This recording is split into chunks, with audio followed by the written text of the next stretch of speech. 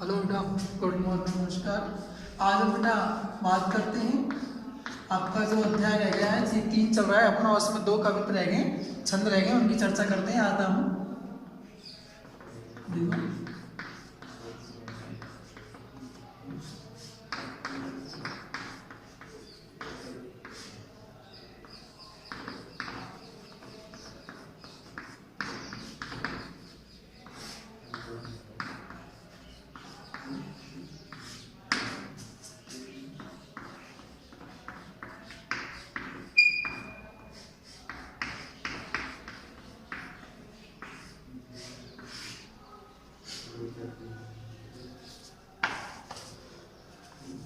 One उपवन गिरिशान कुंज में मेघ बरस पड़ते हैं। मेरा आत्म प्रलय होता है, नयन नीर झड़ते हैं। पढ़ो लहर तृण, पढ़ो लहर तट, तृण तरु गिरि नभ, किरण जलद पर प्यारी। लिखी हुई यह मधुर कहानी, विश्व विमोहन हारी। कैसा मधुर मनोहर उज्ज्वल है यह प्रेम कहानी। जी में है अक्षर बन इसके, बनू विश्व की वाणी। स्थिर पवित्र आनंद प्रवाहित, सदा शांति सुख करे। आहा में प्रेम का राज्य, परम सुंदर अतिशय सुंदर है। बेटा, वन उपवन, उपवन का अर्थ होता है बगीचा। उपवन का अर्थ क्या होता है? बगीचा। वन गिरी, गिरी का अर्थ होता है पर्वत। गिरी का अर्थ क्या होगा? पर्वत। शानु, शानु का अर्थ होता है पर्वत की ऊपर की समतल भूमि। पर्वत की समतल भूमि।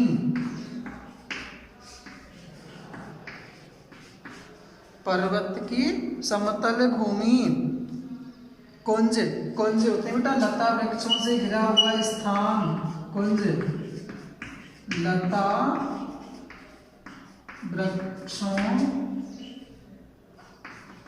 से घिरा हुआ स्थान, कुंज। नभ माने होते हैं मेघ, मेघ बादल बरस पड़ते हैं। मेरा आत्म प्रलय, आत्म प्रलय होता है बेटा स्वयं को भूल जाना। आत्म प्रलय का अर्थ क्या होता है? स्वयं को भूल जाना।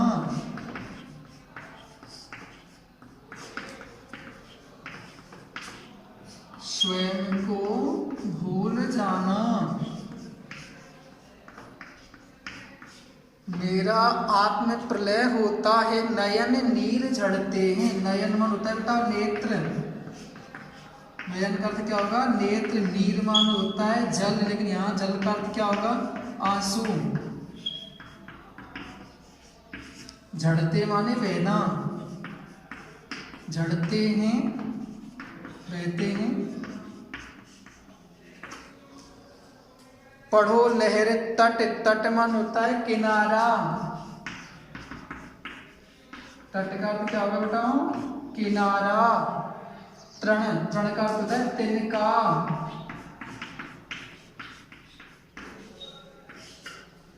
तट, तृण। तरु, तरु माने वृक्ष।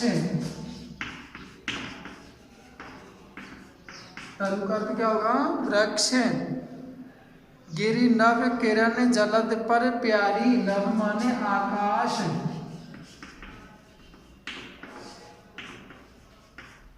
नभ का अर्थ क्या होगा? आकाश। जलद माने बादल। जलद का अर्थ क्या होता है? बादल। प्यारी लिखी हुई है मधुर कहानी, विश्व विमोहन हारी। विश्व विमोहन का अर्थ होता है संसार को मुक्त करने वाली। विश्व विमोहन, विश्व विमोहन, विश्व विमोहन हारी अर्थात क्या होगी? संसार को मुक्त करने वाली। संसार को मुक्त करने वाली। विश्व विमोहन हारी। देखो बेटा, पथिक कह रहा है वन उपवन गिरि सान कुंज में मेघ बरस पड़ते हैं। पथिक कहना चाहता है कि जो प्रकृति है उस प्रकृति में जो प्रेम लीला चल रही है, प्रकृति का जो भाव है, उस प्रकृति की उस प्रेम लीला में वन उपवन अर्थात उस प्रेम उसकी उस ऐसी पक्षियों के चहचहाने को देख करके प्रकृति में जो रंग बिरंगा दृश्य बना हुआ है उसे देख करके मेघ बरस पड़ते हैं। जो मेघ हैं वो भी प्रेम से प्रसन्न होकर के वन बाग बगीचे पर्वत उनकी भूमि ऊपर उनके कुंज अर्थात उन कुंज में क्या करते हैं, बरस पड़ते हैं। अर्थात मेघों से भी उस प्रकृति के उस दृश्य को देख करके नहीं रहा जाता है और वो भी प्रसन्न होकर के उन्मादित होकर के अपने प्रेम को प्रकट करते हुए वनों उपवनों पहाड़ों पर्वतों की समतल भूमि और धरती पर बरस पड़ते हैं। मेरा आत्म प्रलय होता है नयन नीर झड़ते हैं। वो पथिक कहता है कि ऐसे उस प्रेम दृश्य को देख करके, ऐसे प्रकृति के उस दृश्य को देख करके वह पथिक भी भाव विभोर हो जाता है और भाव विभोर होकर के उसकी आंखों से अश्रु धारा बहने लगती है। पढ़ो लहर तट तृण तरु गिर नभ किरण जलद पर प्यारी। वो पथिक कहता है कि हे प्रिय, प्रकृति के इस मधुर वातावरण में चारों तरफ पढ़ो लहर तट तृण तरु गिर नभ किरण जलद पर प्यारी। वो कहता है कि इस प्रकृति के इस मधुर वातावरण में चारों तरफ जो प्रेम कहानी चल रही है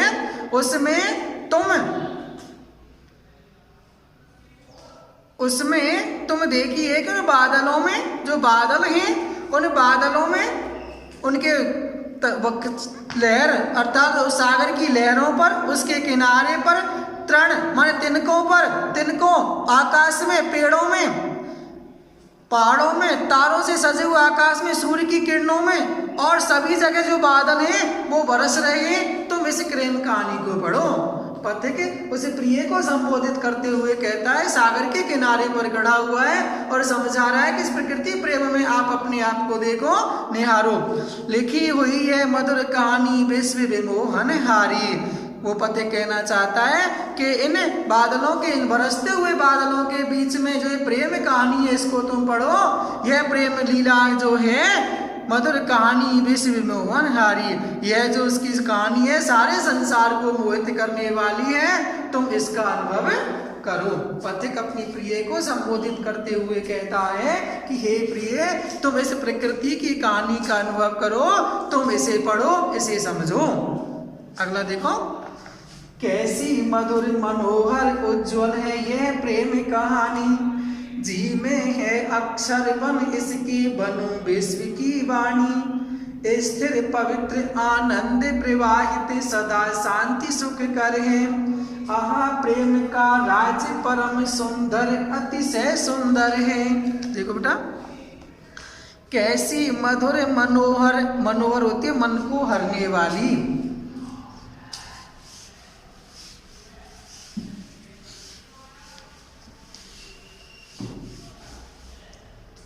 मनोहर का अर्थ क्या होता है, मन को हरने वाली।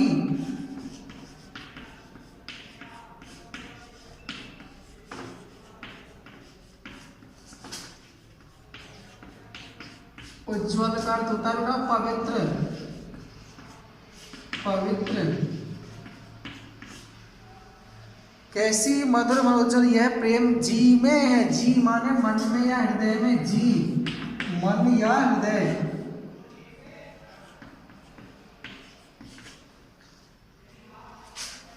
बनु विश्व की वाणी, वाणी मन होती है वाणी, वाणी का क्या होता है, वाणी या बोली कह दो आप, वाणी या बोली।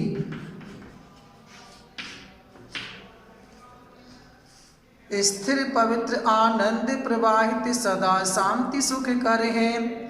प्रेम आनंद प्रवाहित, आनंद प्रवाहित कर होता है आनंद में बहने वाली,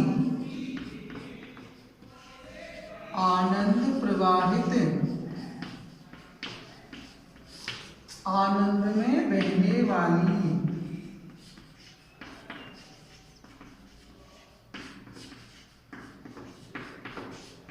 आनंद में बहने वाली, शांत आहा प्रेम का राज्य परम सुंदर, अतिशय सुंदर, अतिशय, अतिशय मान होता है बहुत अधिक, अतिशय बहुत अधिक,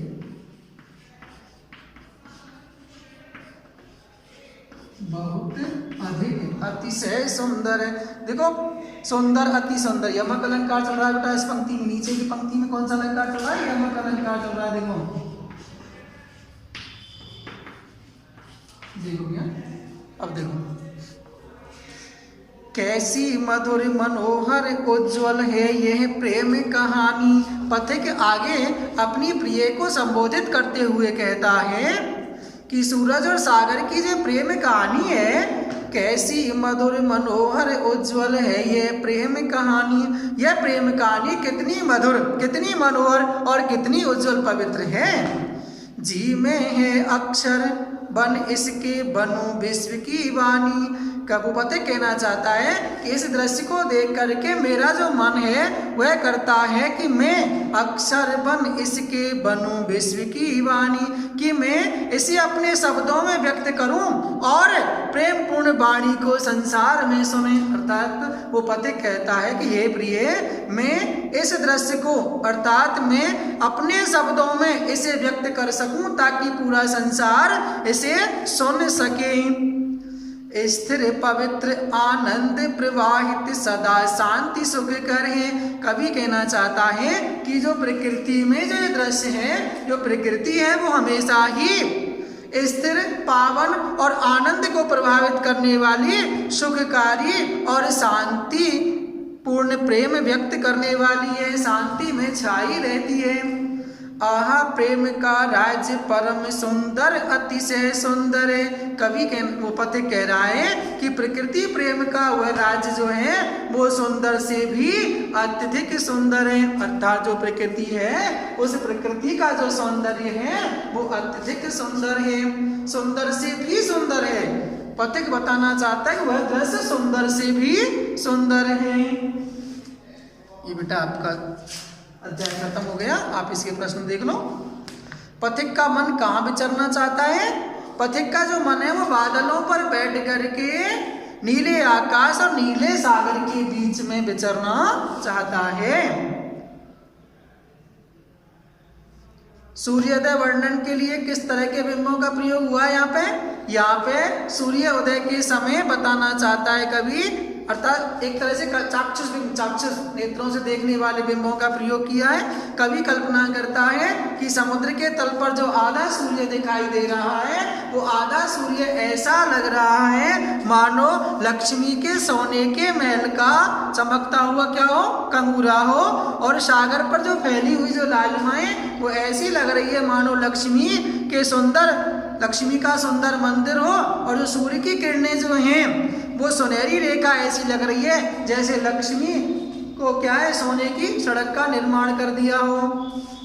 सस्मित बदन जगत का स्वामी मृदुगति से आता है, तट पर खड़ा गगन गंगा के मधुर गीत गाता है। आशय स्पष्ट करना है आपको। इसे में कवि बताना चाहता है संसार में जो सूर्य है वो मुस्कुराते हुए मुख से धीरे धीरे आता है और आकाश गंगा के तट पर खड़ा होकर के मधुर गीत गाता है, अपनी किरणों को बिखेर करके मधुर मधुर गीत गाता हुआ सा दिखाई पड़ता है। कैसी मधुर मनोहर उज्ज्वल है ये प्रेम कहानी, जी में है अक्षर बन इसके बनो विश्व की वाणी। यहाँ पे कवि कहना चाहता है कि जो सूर्य और जो समुद्र के मध्य जो चलने वाली जो प्रेम कहानी है वह कितनी मनोहर है, कितनी मन को हरने वाली है, कितनी पवित्र है। पथिक के मन की इच्छा है कि वह इस प्रेम कहानी का अक्षर बन करके और इसे प्रत्येक व्यक्ति को सुनाए, संसार के लोगों में वह उसे अपनी वाणी बना करके सुनाए। संसार के लोग इस प्रकृति सौंदर्य को उन लोगों के बीच में बांटना चाहता है कि उस प्रकृति का जो सौंदर्य है वो बड़ा ही अनुपम और अद्भुत है। ये बेटा इसके छोटे से प्रश्न थे जो मैंने आपको बता दिए। आज आपका ये 3 अध्याय समाप्त हो चुका है भैया। और देखो आप बहुत कम बच्चे वीडियो देख पा रहे हैं भैया। इतने बच्चे अपनी क्लास के 200-250 बच्चे हैं जिनमें से मात्र 100 बालक भी चैनल को सब्सक्राइब नहीं कर पा रहे हैं। आप ये ज़्यादा से ज़्यादा चैनल को सब्सक्राइब करें ताकि हमारी जाने वाली वीडियो आपके पास में पहुंच जाए, तुरंत आप उसको देख सकें। बहुत कम बच्चे देख पा रहे हैं, आप समय नहीं दे पा रहे हो क्योंकि हम देखते हैं कि बहुत कम ही बच्चों के व्यूज अपनी हमारी उस वीडियो पे आते हैं। इसलिए आप ज़्यादा से ज़्यादा इस चैनल को लाइक करें ताकि हमारी वीडियो आपके पास में तुरंत पहुँच सकें भैया। हेलो बेटा, गुड मॉर्निंग, नमस्कार। आज हम बेटा बात करते हैं आपका जो अध्याय रह गया है, 3 चल रहा है अपना, उसमें 2 कविता रह गए, छंद रह गए, उनकी चर्चा करते हैं। आता हूँ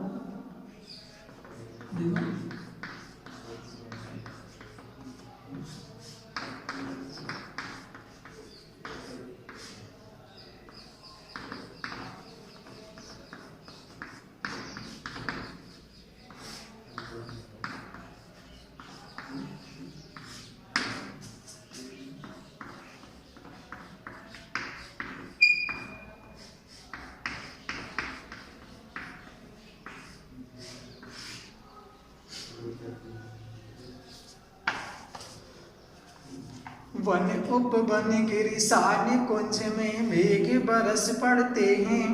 मेरा आत्म प्रलय होता है, नयन नीर झड़ते हैं। पढ़ो लहर तट तृण तरु गिरि नभ किरण जलद पर प्यारी। लिखी हुई यह मधुर कहानी विश्व विमोहन हारी। कैसा मधुर मनोहर उज्ज्वल है यह प्रेम कहानी। जी में है अक्षर बन इसके बनू विश्व की वाणी। स्थिर पवित्र आनंद प्रवाहित सदा शांति सुख करे। आहा में प्रेम का राज्य परम सुंदर अतिशय सुंदर है। वन उपवन, उपवन का अर्थ होता है बगीचा। उपवन का अर्थ क्या होता है? बगीचा।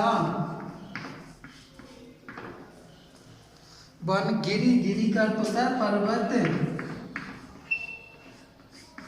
गिरी का अर्थ क्या होगा? पर्वत। शानु,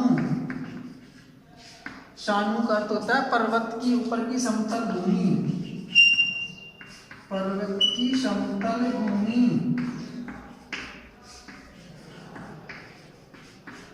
पर्वत की समतल भूमि। कुंज, कुंज होते हैं बेटा लता वृक्षों से घिरा हुआ स्थान।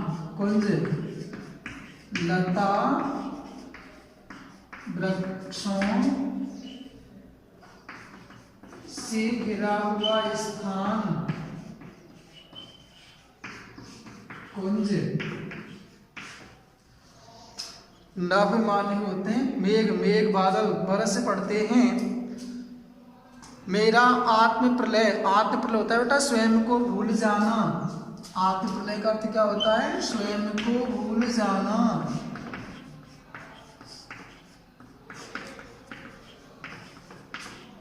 स्वयं को भूल जाना। मेरा आत्म प्रलय होता है, नयन नीर झड़ते हैं। नयन मन होता है बेटा नेत्र। नयन का अर्थ क्या होगा? नेत्र। नीर मान होता है जल, लेकिन यहाँ जल का अर्थ क्या होगा? आंसू। झड़ते माने बहना। झड़ते हैं, बहते हैं। पढ़ो लहर तट, तट मान होता है किनारा। तट का अर्थ क्या होगा बेटा? किनारा। तृण, तृण का अर्थ होता है तिनका।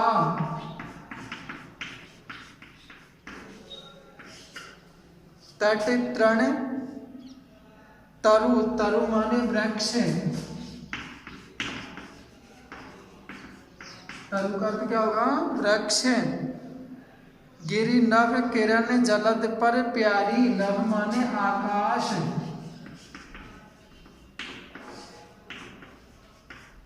नभ का अर्थ क्या होगा? आकाश। जलद माने बादल। जलद का अर्थ क्या होता है? बादल। प्यारी लिखी हुई है मधुर कहानी विश्व विमोहन हारी। विश्व विमोहन का अर्थ होता है संसार को मुक्त करने वाली। विश्व विमोहन, विश्व विमोहन, विश्व विमोहन हारी अर्थात क्या होगी? संसार को मुक्त करने वाली, संसार को मुक्त करने वाली विश्व विमोहन हारी। देखो बेटा, पथिक कह रहा है वन उप वन गिरि सान कुंज में मेघ बरस पड़ते हैं। पथिक कहना चाहता है कि जो प्रकृति है उस प्रकृति में जो प्रेम लीला चल रही है, प्रकृति का जो भाव है उस प्रकृति की उस प्रेम लीला में वन उप वन अर्थात उस प्रेम उसकी उस ऐसी पक्षियों के चहचहाने को देख करके प्रकृति में जो रंग बिरंगा दृश्य बना हुआ है उसे देख करके मेघ बरस पड़ते हैं। जो मेघ हैं वो भी प्रेम से प्रसन्न होकर के वन बाग बगीचे पर्वत उनकी भूमि ऊपर उनके कुंज अर्थात उन कुंज में क्या करते हैं? बरस पड़ते हैं। अर्थात मेघों से भी उस प्रकृति के उस दृश्य को देख करके नहीं रहा जाता है और वो भी प्रसन्न होकर के उन्मादित होकर के अपने प्रेम को प्रकट करते हुए वनों उपवनों पहाड़ों पर्वतों की समतल भूमि और धरती पर बरस पड़ते हैं। मेरा आत्म प्रलय होता है नयन नीर झड़ते हैं। वो पथिक कहता है कि ऐसे उस प्रेम दृश्य को देख करके, ऐसे प्रकृति के उस दृश्य को देख करके वह पथिक भी भाव विभोर हो जाता है और भाव विभोर होकर के उसकी आंखों से अश्रु धारा बहने लगती है। पढ़ो लहर तट तृण तरु गिर नभ किरण जलद पर प्यारी। वो पथिक कहता है कि हे प्रिय, प्रकृति के इस मधुर वातावरण में चारों तरफ पढ़ो लहर तट तृण तरु गिर नभ किरण जलद पर प्यारी। वो कहता है कि इस प्रकृति के इस मधुर वातावरण में चारों तरफ जो प्रेम कहानी चल रही है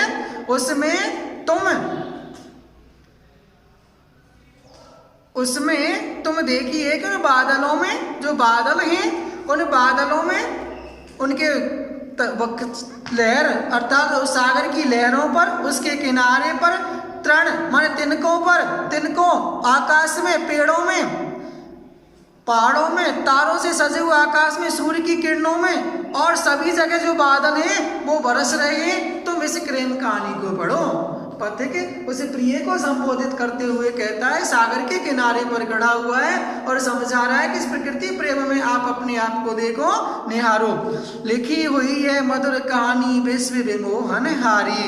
वो पथिक कहना चाहता है कि इन बादलों के, इन बरसते हुए बादलों के बीच में जो ये प्रेम कहानी है इसको तुम पढ़ो। यह प्रेम लीला जो है मधुर कहानी विश्व विमोहन हारी, यह जो उसकी कहानी है सारे संसार को मोहित करने वाली है, तुम इसका अनुभव करो। पथिक अपनी प्रिय को संबोधित करते हुए कहता है कि हे प्रिय, तुम इस प्रकृति की कहानी का अनुभव करो, तुम इसे पढ़ो, इसे समझो।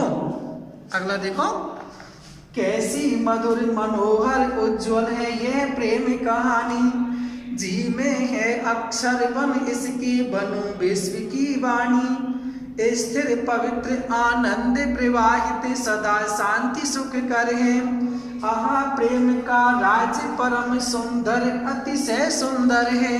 देखो बेटा, कैसी मधुर मनोहर, मनोहर होती है मन को हरने वाली,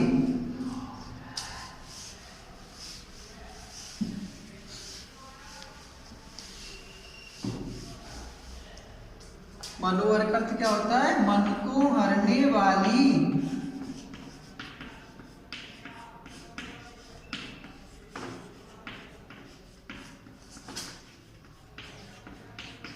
उज्ज्वल का अर्थ होता है बेटा पवित्र, पवित्र कैसी मधुर मनोज्वल यह प्रेम जी में है। जी माने मन में या हृदय में, जी मन या हृदय।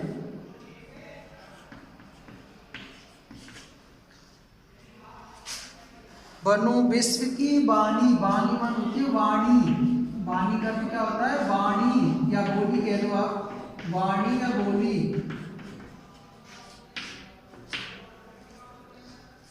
स्थिर पवित्र आनंद प्रवाहित सदा शांति सुख कर है।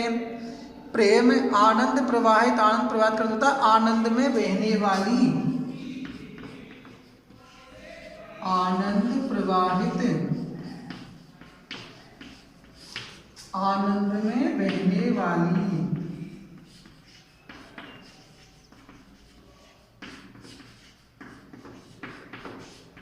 आनंद में बहने वाली शांत आहा प्रेम का राज्य परम सुंदर, अतिशय सुंदर। अतिशय, अतिशय मान होता है बहुत अधिक, अतिशय बहुत अधिक,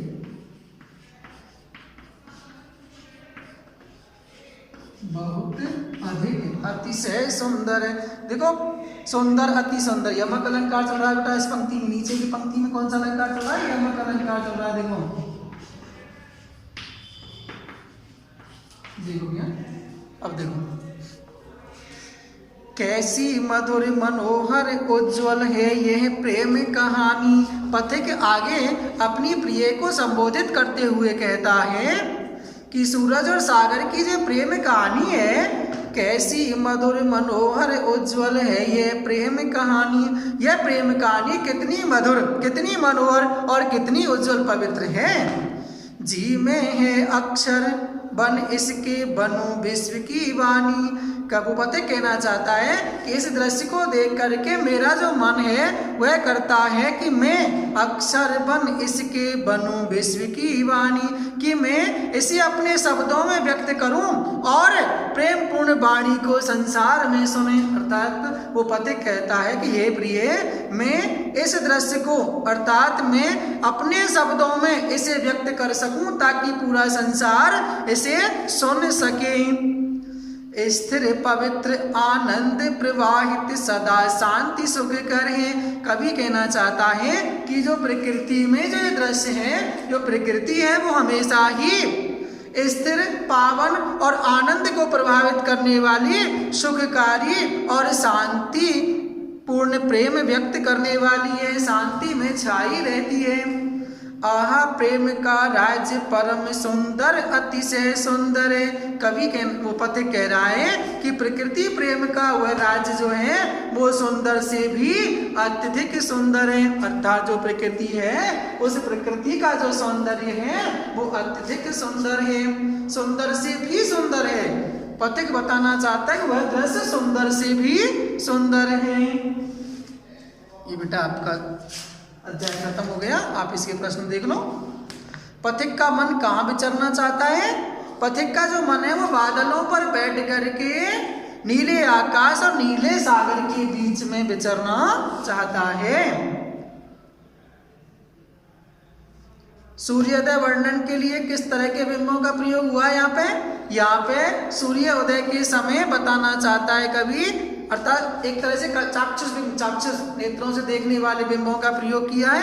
कवि कल्पना करता है कि समुद्र के तल पर जो आधा सूर्य दिखाई दे रहा है वो आधा सूर्य ऐसा लग रहा है मानो लक्ष्मी के सोने के महल का चमकता हुआ क्या हो, कंगूरा हो, और सागर पर जो फैली हुई जो लालिमाएं वो ऐसी लग रही है मानो लक्ष्मी का सुंदर मंदिर हो, और जो सूर्य की किरणें जो हैं वो सुनहरी रेखा ऐसी लग रही है जैसे लक्ष्मी को क्या है सोने की सड़क का निर्माण कर दिया हो।